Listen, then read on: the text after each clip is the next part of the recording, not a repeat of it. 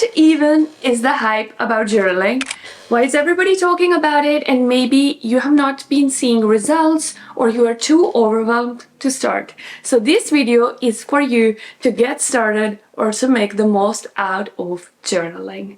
I'm going to share with you 3 ways it can change your life, my 7 evidence-based methods which I use to get the most results, and my 4 top tips to stay consistent with journaling. I've been journaling since I was 12 years old, and honestly, these are my diaries since the past year alone.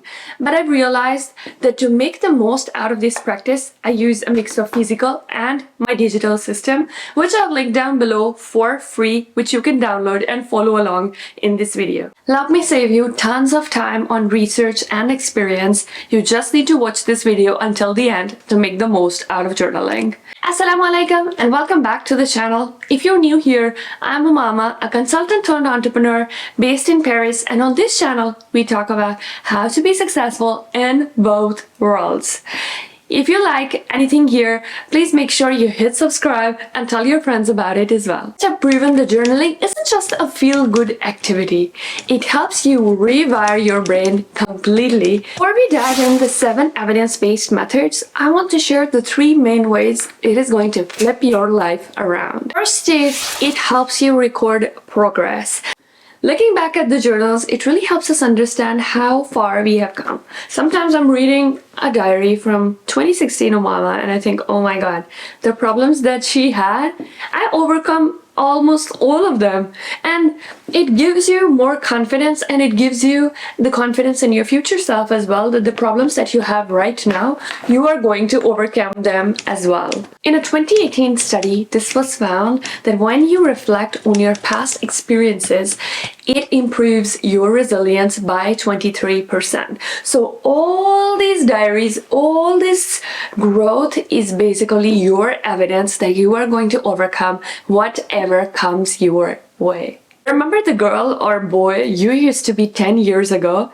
He or she would be crazy proud of who and where you are right now. The second way it changes your life is it shifts your mindset completely.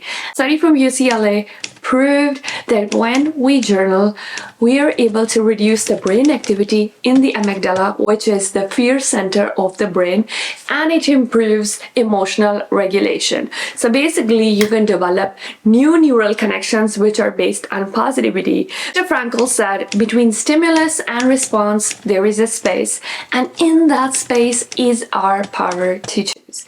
With journaling, we find this little space to take our time and to reframe our thoughts. So instead of saying to yourself, I'm crazy scared of this activity, you can rewire your brain to think, I'm doing this for the first time. It's okay even if it is imperfect.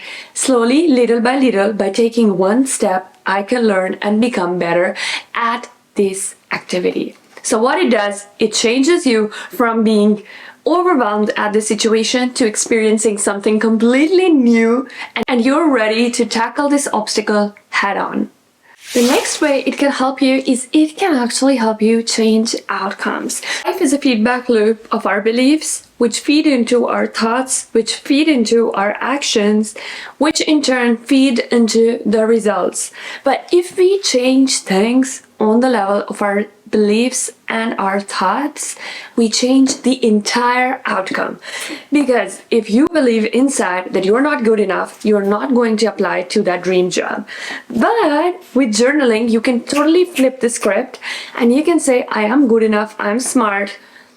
Maybe I will not be successful here, but still I will learn and I will finally in the end land that dream job.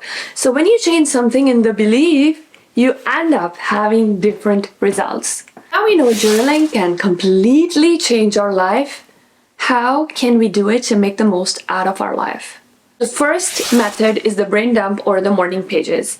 The term morning pages was coined by Julia Cameron, and what it does is early in the morning you wake up, no rules, you completely empty your brain from all thoughts, all worries, all the running commotion in your head, and you clear it all out on a piece of paper. What it does is it frees up working memory to handle the tasks, it makes you more productive, and it also unlocks creativity. No rules to it, just spill every single thing that you have in your head. In my Notion system, I have incorporated this safe space to talk to Allah. So for me, it's Dear Allah, and I tell everything to Allah, and I just leave it all to Him. So for you, it can just be Dear Diary or whatever you believe in, but this will really help you empty some brain space. Second technique is gratitude journaling. Studies have proven that the more you focus on the good things in life, the more they multiply. So every morning I have my happy journal prompts, which I try to write, and I try to focus on 3 things that I'm really grateful for. It can be your dog, it can be the bed, it can be your mom, it can be a book, it can be a diary. Literally, there are 1,000 things to be grateful for. Maybe it's even your alarm clock, but just focus on the beautiful things that God has given you. The next technique, and I do this way too much, is ask your higher self.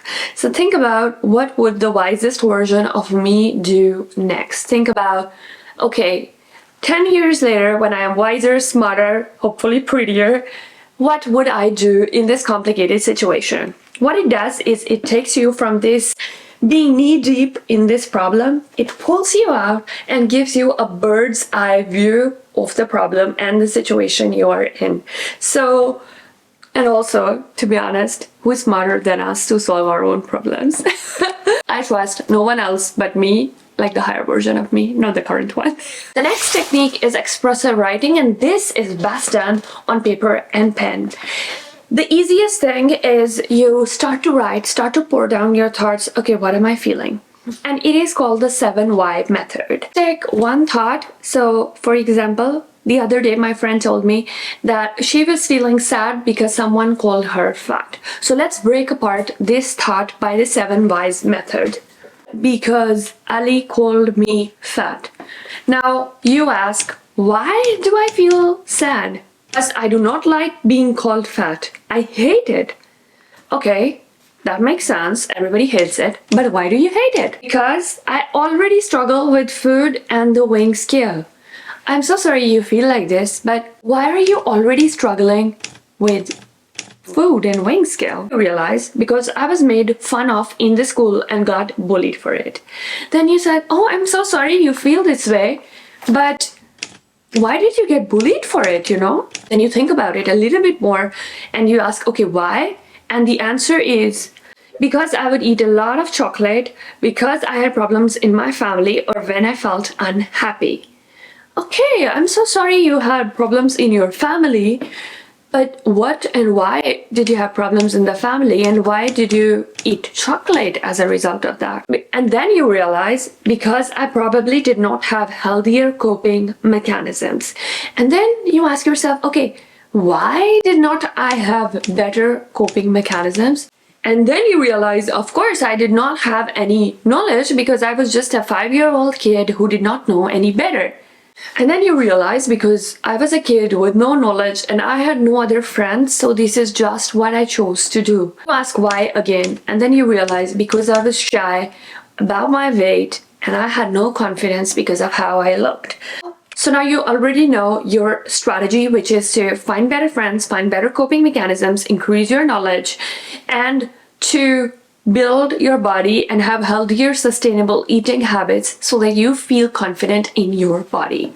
There you have it. So it's super, super simple, and you can use it to uncover anything which stings you. Now you just solved your own problem without paying a therapist 100 euros per hour. You're welcome. The 5th technique, and honestly, this is one of my favorite, is to record one story worth moment.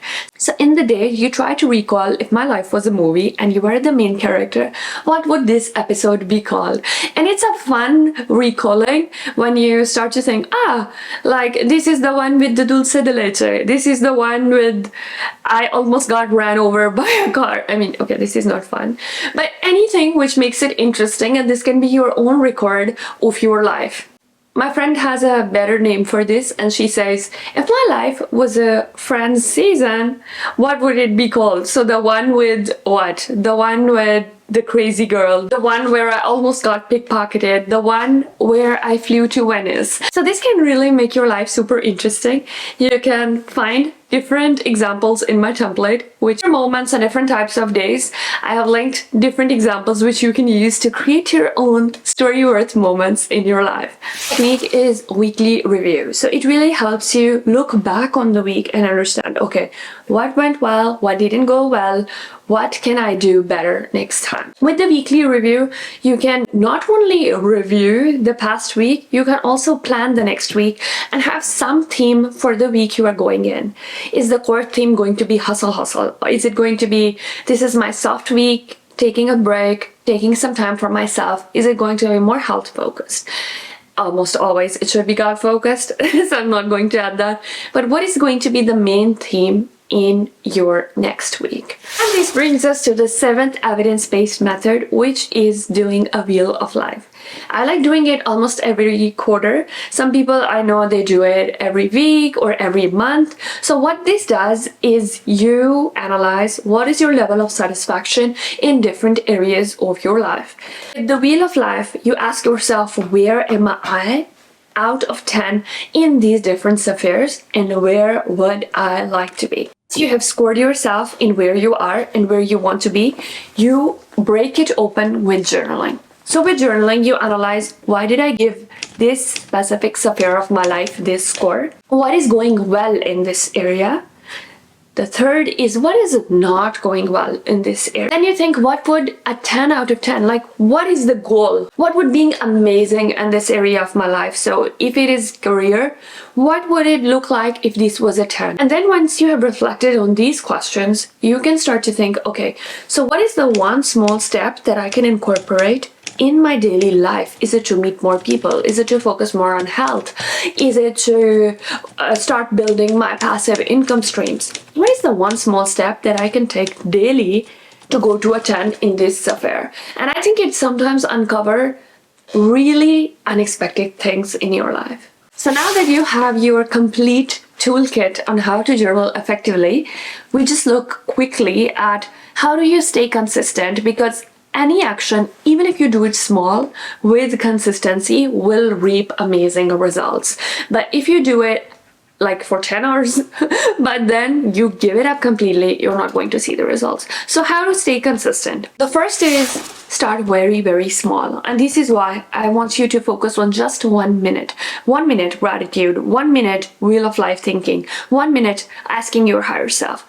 Even just 1 minute a day is going to start this brain reaction in your head, which will cause neuroplasticity. So your brain neurons will start to realign themselves and start to work towards the new reality if you implement it.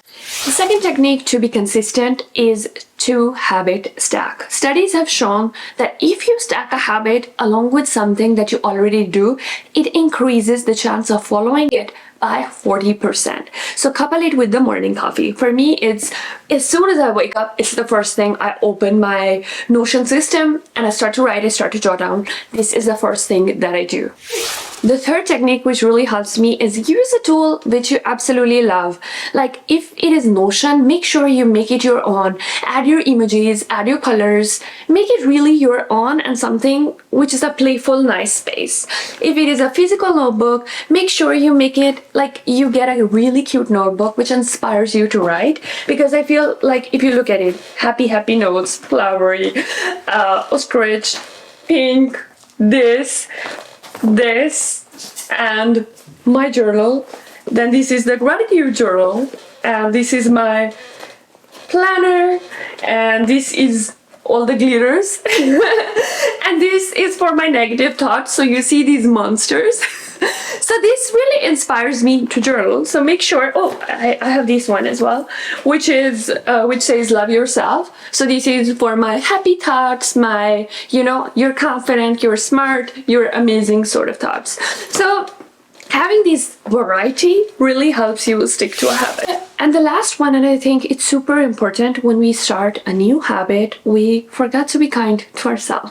So even if you miss a day, even if you miss a week, even if you're not feeling like it, just make sure you come back to it very small, 1 minute a day, and you're like, okay, I'll be patient with myself. What is the one small thing that I can do today without judgment, and just focus on journaling. I really hope this was useful and you find my system where I have included and incorporated all of these 7 evidence-based methods. Let me know what are your thoughts, what are the videos that you want me to make next, and inshallah I will see you next time. Assalamu alaikum.